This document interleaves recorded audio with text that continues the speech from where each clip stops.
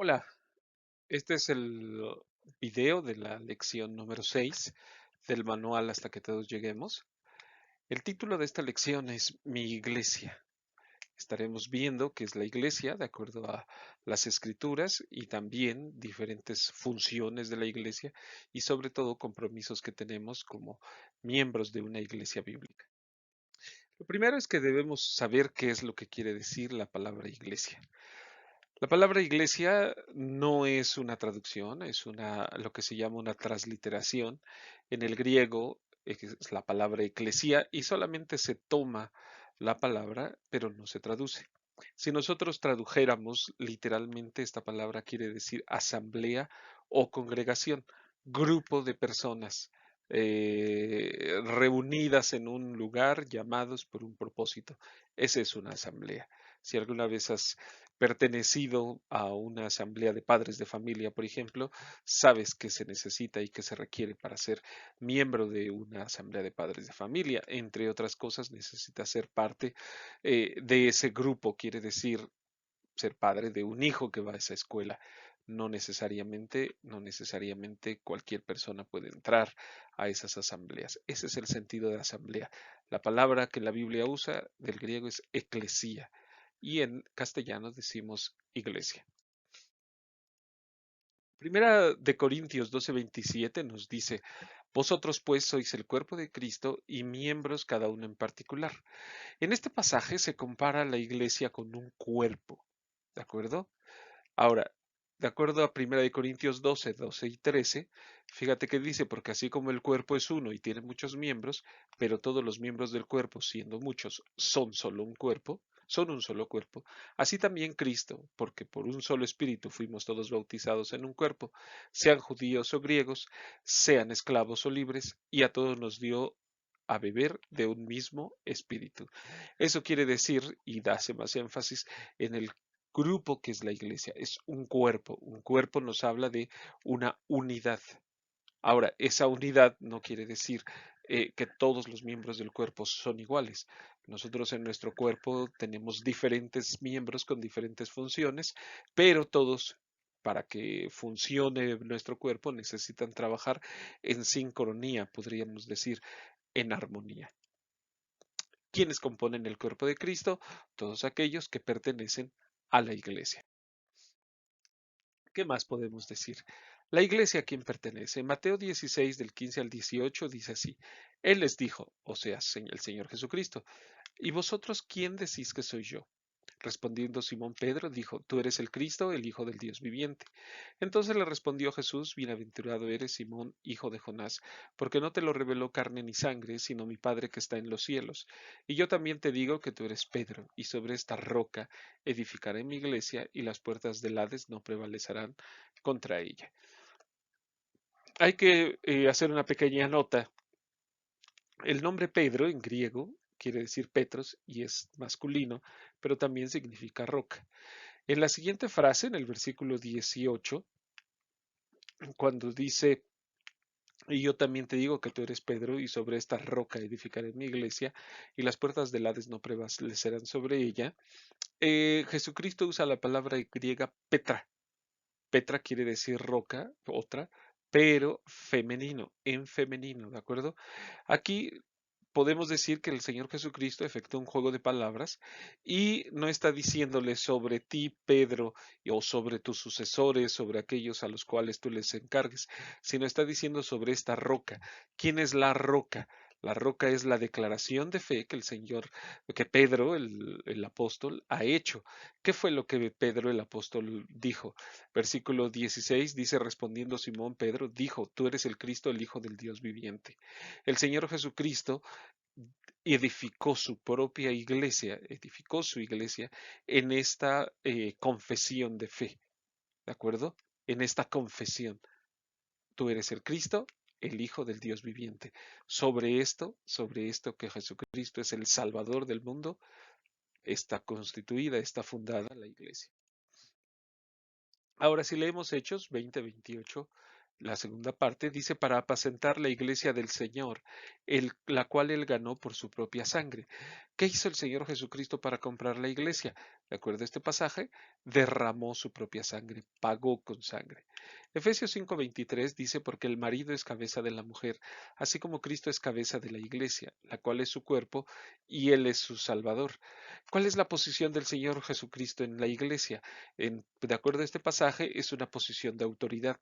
Cabeza, si no recuerdo mal, en el griego era kefale, y quiere decir autoridad. La autoridad de Cristo es sobre toda la iglesia.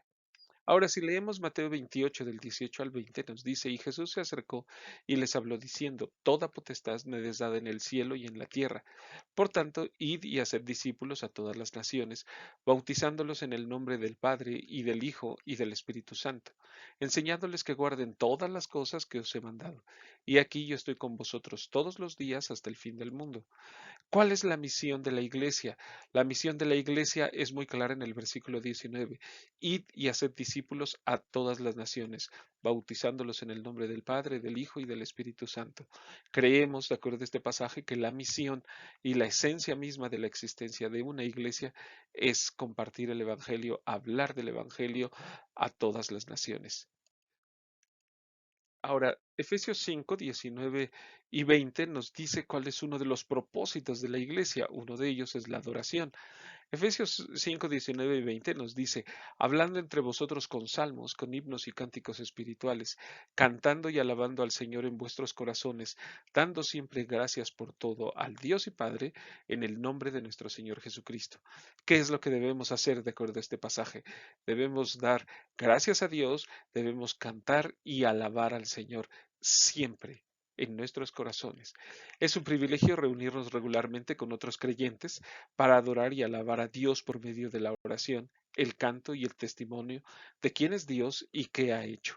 Sobre todo porque a todos los que nos reunimos, el Señor nos ha comprado y a precio de sangre. Ahora bien, ¿qué tenemos que hacer? Tenemos que servir. ¿Cuál es el mandato de Dios que Dios nos da en Galatas 5, 1 al 13? Dice, porque vosotros, hermanos, a libertad fuisteis llamados, solamente que no uséis la libertad como ocasión para la carne, sino servíos por amor los unos a los otros. Lo que nos dice es que nosotros debemos servirnos. El servicio es la demostración de amor de Dios del amor de Dios para con otras personas. Es necesario considerar que cuando servimos en la iglesia, animamos y ayudamos a otros a crecer en su relación con Dios también. Debemos servirnos en la iglesia, debemos hacerlo de una manera correcta, servicio unos con otros. También debemos evangelizar. Marcos 16:15 dijo, y les dijo, id por todo el mundo y predicad el Evangelio a toda criatura. Leíamos Mateo 28, 19 al 20, y este pasaje pues es complementario, ¿no? La iglesia existe para comunicar el mensaje de salvación al mundo. Cuando los creyentes hablan a sus amigos acerca del mensaje de salvación, entonces pueden invitarles a reuniones y a formar una iglesia, parte de su iglesia. Una iglesia con un buen testimonio cumple fácilmente con este mandamiento. Una iglesia que no tiene un buen testimonio le cuesta mucho trabajo, incluso guardar la unidad entre sus miembros. En Hechos 2:47 nos dice, alabando a Dios y teniendo favor con todo el pueblo, y el Señor añadía cada día a la iglesia a los que habían de ser salvos. ¿Cuál fue el resultado? Podemos decir, de la buena reputación y testimonio activo de esta iglesia. La segunda parte. Y el Señor añadía cada día a la iglesia a los que habían de ser salvos. Una buena manera en la cual una iglesia va a cumplir ese propósito es si alaba a Dios, si tiene favor con el pueblo, si tiene una buena reputación en la colonia donde está. Ahora bien, comunión, debe haber comunión en la iglesia. ¿Con qué se compara a la iglesia en Efesios 2:19? Dice así, así que ya no sois extranjeros ni advenedizos, sino conciudadanos de los santos y miembros de la familia de Dios. La iglesia existe para demostrar el amor de Cristo en la unión con los creyentes. Por ser un hijo de Dios, el creyente pertenece a una familia grande. Todos los demás creyentes en Cristo son sus hermanos. La iglesia es el hogar de los miembros de esta familia.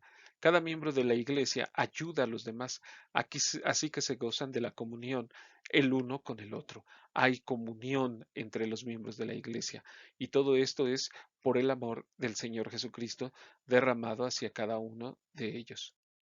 Ahora, otro propósito, la enseñanza mutua. Mateo 28, 19 y 20 nos dice, id y hacer discípulos a todas las naciones, enseñándoles que guarden. La iglesia también existe para ser discípulos de Cristo. La buena doctrina y enseñanza de la Biblia en la iglesia es la base que permite el crecimiento espiritual de cada creyente. Sin conocer la verdad no podríamos aplicarla a nuestras vidas.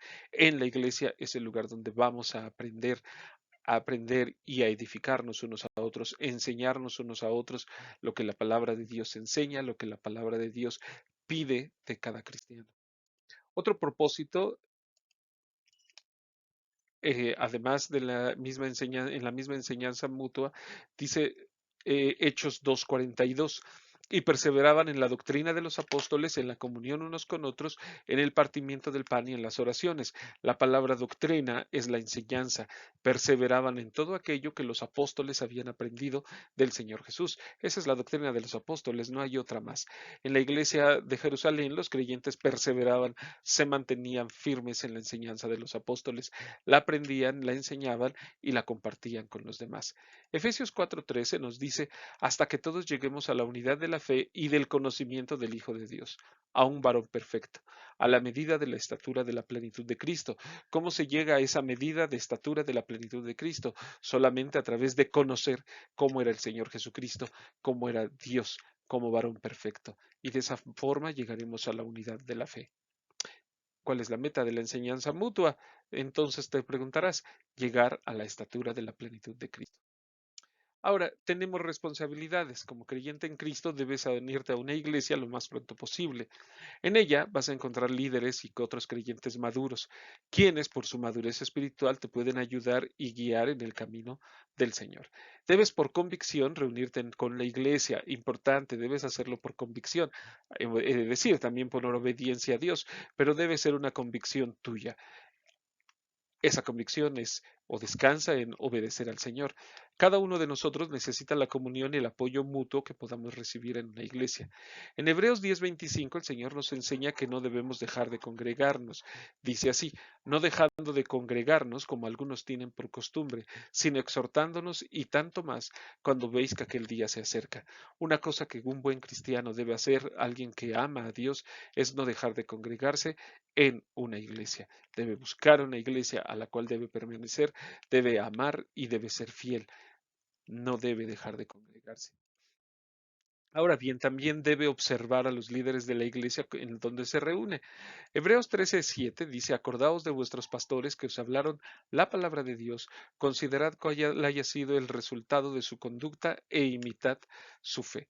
¿Qué aspecto de su vida debes considerar y que debes imitar? Fíjate, considerad cuál haya sido el resultado de su conducta. Lo cual quiere decir que tú tienes que evaluar cuál es la conducta del pastor de la iglesia o de los pastores de la iglesia donde te estás congregando. Algunos creen que eso es juzgar, yo creo que no, es evaluar, no le pongas juzgar, pon evaluar, no sé, calificar, pero todos se parecen evidentemente a juzgar, pero tienes que ver cómo se comporta, si ama a Dios, si ama a los hermanos, si es responsable en la fe, y también lo que debes hacer es imitar su fe. ¿De acuerdo? Eso es una responsabilidad que tú tienes como parte de una iglesia y evidentemente el pastor tiene la responsabilidad de portarse de acuerdo a lo que la Biblia enseña, cómo se debe comportar, cómo debe conducirse un pastor en la iglesia. ¿Cómo debes responder a su liderazgo? Dice la Biblia que debes sujetarte a ellos. Ahora, esa sujeción no es una sujeción ciega, no debes decir, pues como es el pastor, voy a obedecer todo lo que él dice sin cuestionar y sin, sobre todo, pasarlo por el filtro de la palabra de Dios.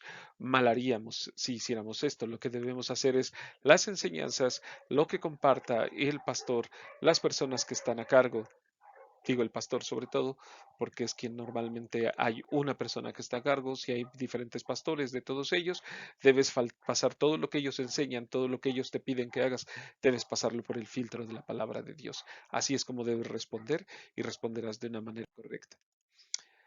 Debes también ayudar a tu iglesia por medio de tus ofrendas. Segunda de Corintios 9, del 6 al 12 dice, pero esto digo, el que siembra escasamente, también segará escasamente, y el que siembra generosamente, generosamente también segará. Cada uno dé como propuso en su corazón, no con tristeza ni por necesidad, porque Dios ama al dador alegre. Y poderoso es Dios para hacer que abunde en vosotros toda gracia, a fin de que, teniendo siempre en en todas las cosas todo lo suficiente, abundéis para toda buena obra, como está escrito, repartió, dio a los pobres, su justicia permanece para siempre. Y el que da semilla al que siembra y pan al que come, proveerá y multiplicará vuestra sementera y aumentará los frutos de vuestra justicia, para que estéis engrandecidos en todo para vuestra liberalidad, la cual produce por medio de nosotros acción de gracias a Dios, porque la administración de este servicio no solamente suple lo que a los santos falta, sino que también abunda en múltiples acciones de gracias a Dios. Nuestra responsabilidad como miembros de una iglesia es ayudar a la iglesia a través de nuestras ofrendas, pero sobre todo es central el versículo 7. Cada uno dé como propuso en su corazón, no con tristeza ni por necesidad, porque Dios ama al dador alegre. En alguna ocasión le he dicho a alguien, si das tu ofrenda, si das tu diezmo, si das alguna cosa por obligación, no lo saques de tu bolsa, no lo saques de tu cartera. ¿Sabes? Dios ama al dador alegre, aquel que lo hace con gusto, que lo hace por amor a Dios, no por obligación. Y yo te diría lo mismo, tienes una responsabilidad, sí, pero depende de tu relación con Dios, depende de tu compromiso con Dios. No debemos olvidar esto. ¿Quiénes deben dar su ofrenda? Los miembros de la iglesia. ¿Cómo deben hacerlo? Deben hacerlo con alegría, con amor. También debe servir a otros en la iglesia. Cada creyente tiene por lo menos un don espiritual, una habilidad dada por Dios. Todos tenemos estos dones para servir y edificar a otros creyentes y para dar gloria a Dios. Primera de Pedro 4, 10, 11 dice, cada uno según el don que ha recibido, ministralo a los otros, como buenos administradores de la multiforme gracia de Dios. Si alguno habla, hable conforme a las palabras de Dios. Si alguno ministra, ministre conforme al poder que Dios da, para que en todo sea Dios glorificado por Jesucristo, a quien pertenecen la gloria y el imperio por los siglos de los siglos. Amén. Debemos servirnos unos a otros, debemos hacer uso de los dones espirituales, las habilidades que Dios nos ha dado, y esto para servir y edificar a otros creyentes. Debemos hacerlo. Es nuestra responsabilidad como partes de una iglesia.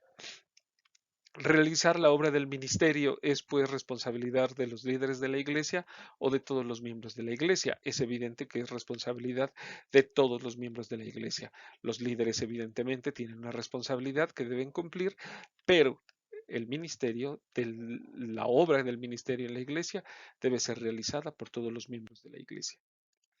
Ahora bien, como punto final es que debes también preservar la unidad de la iglesia. Cristo quiere que su iglesia siempre esté unida para glorificarle y dar buen testimonio al mundo. ¿Qué debemos hacer para preservar la unidad de la iglesia?